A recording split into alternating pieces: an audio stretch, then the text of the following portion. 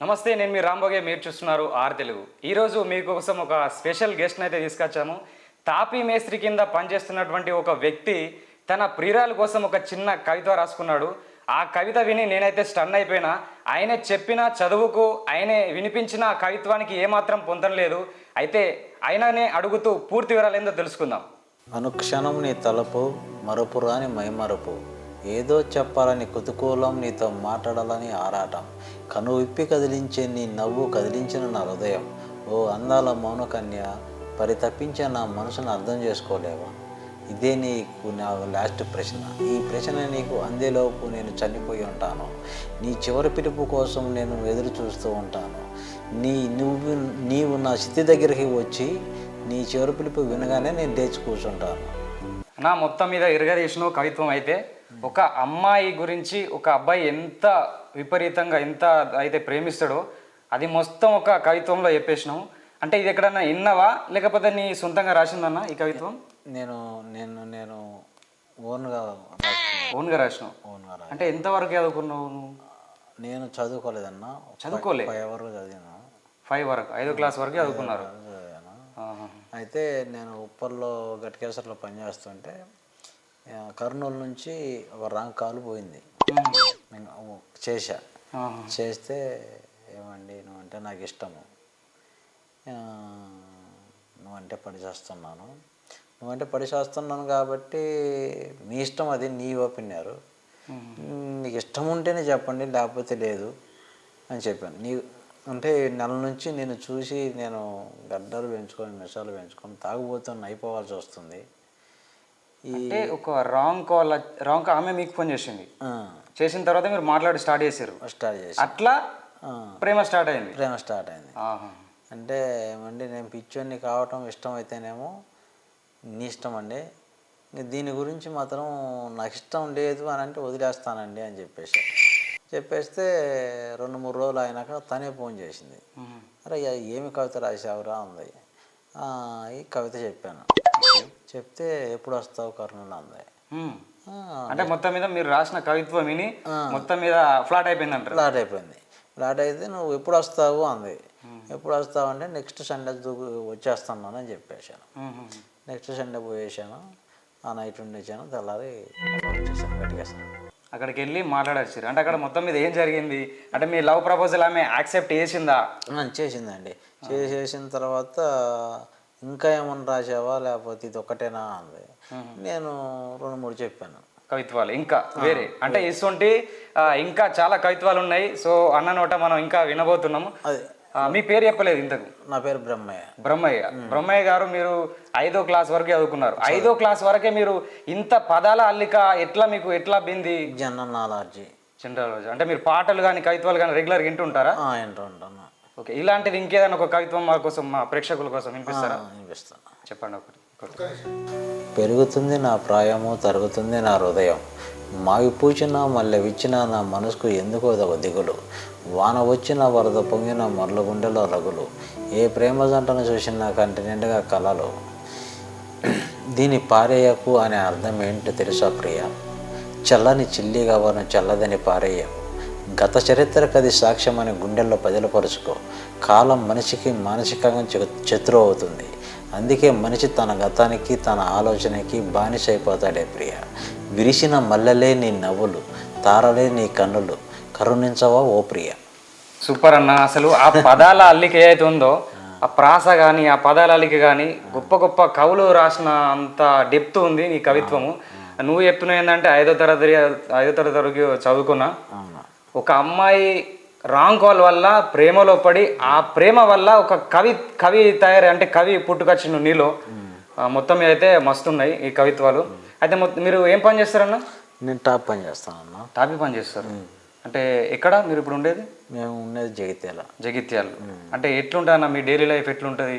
తాపీ పని అంటే కొంచెం హార్డ్ ఉంటుంది అంటారు, ఎట్లుంటుంది? హార్డ్ ఉంటుంది. ఉదయాన్నే 6 గంటలకు వెళ్ళిపోవాలి. 6 గంటలకు? 6 గంటలకు వెళ్ళిపోవాలి. సాయంత్రం 6 మిగిలితే 7 అయింది, 7:30 అయింది. అంటే 6 నుంచి 7:30 అంటే దాదాపు 13 గంటల పని చేస్తారు మీరు. అంటే ఎంత వస్తుంది అన్న రోజుకు మీకు? మాకు సెంటర్కి వెళ్తే 1200 వస్తాయి. 1200. ఇక్కడ అన్నం పెట్టి రూమ్ ఇచ్చి అన్నీ చేస్తే 1000 రూపాయలు ఇస్తారు. 1000 ఇస్తారు. అంటే డైరెక్ట్ మీ రూమ్ నుంచి వెళ్ళి తిండి తీసుకొని వెళ్తే 1200. 1200. వేరే వాళ్ళ దగ్గర వండుకుంటా వాళ్ళ ఫుడ్ తినుకుంటా వాళ్ళకి పనిచేస్తే డైలీ ఒక 1000 రూపాయలు. 1000 రూపాయలు. మీరు ఏదైతే ప్రియురాల గురించి చెప్పారో అక్కడ వెళ్ళి కలిసి వచ్చా, అంటే అది ఎన్ని రోజుల క్రితం మీరు చెప్పింది మీ ప్రియురాలు మీరు కలిసింది? 3వ సంవత్సరం. అంటే 3 సంవత్సరాల కింద. అంటే తర్వాత ఏమైంది మరి? ఇక తర్వాత నాకు గట్కేసర్లో ఉప్పల్ దగ్గర గట్కేసర్లో బండి ఉంది నాకు. బండి మీద పోతున్నా భువనగిరి పోయే రూట్లో బ్రిడ్జి ఉంది. ఓకే. ఆ బ్రిడ్జి కాడ వాడు ఎదురొచ్చాడు, వాడి సైడ్ వాడు పోకుండా నా సైడ్కి వచ్చాడు. ఇక తర్వాత నేను పోయి బ్రిడ్జి గుద్దా. యాక్సిడెంట్. గుద్దేసరికి ఈ కన్నిటి పోయింది, ఈ దవడ ఇటు పోయింది.